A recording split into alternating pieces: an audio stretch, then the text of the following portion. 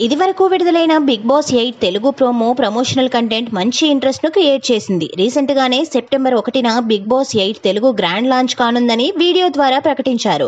ఇక ఇప్పుడు ఈ సీజన్ లో పాల్గొనే కంటెస్టెంట్లపై అందరి దృష్టి పడింది. ఇప్పటికీ హౌస్ లోకి వెళ్లేందుకు 10 మంది సెలబ్రిటీలు దాదాపు కన్ఫర్మ్ అయినట్లు సమాచారం అందింది.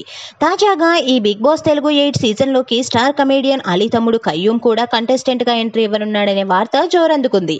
అన్న అలీ అంత పేరు తెచ్చుకోకపోయినా నటుడిగా, హీరోగా, కమెడియన్ గా అలరించిన కయ్యూం బిగ్ బాస్ 8 తెలుగు కంటెస్టెంట్ గా 199% కన్ఫర్మ్ అయ్యాడని పక్కా సమాచారం.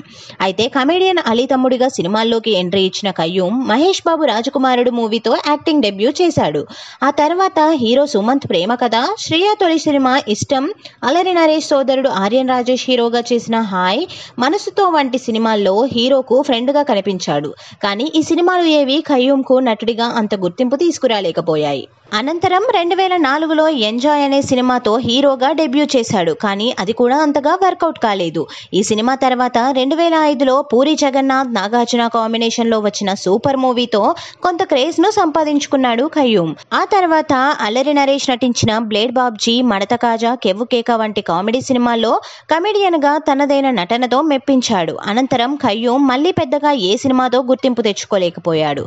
ఆయన చివరిగా ఆది సాయి కుమార్ హీరోగా చేసిన CSI సనాతన్ మూవీలో యాక్ట్ చేశాడు. చాలా వరకు పెద్ద హీరోల సినిమాల్లో నటించిన కయ్యూంకు నటుడిగా, కమెడియన్ గా సరైన గుర్తింపు రాలేదు. ఒకవేళ బిగ్ బాస్ తెలుగు 8 సీజన్ లోకి అడుగు పెడితే పాపులర్ అయ్యే అవకాశం చాలానే ఉంది.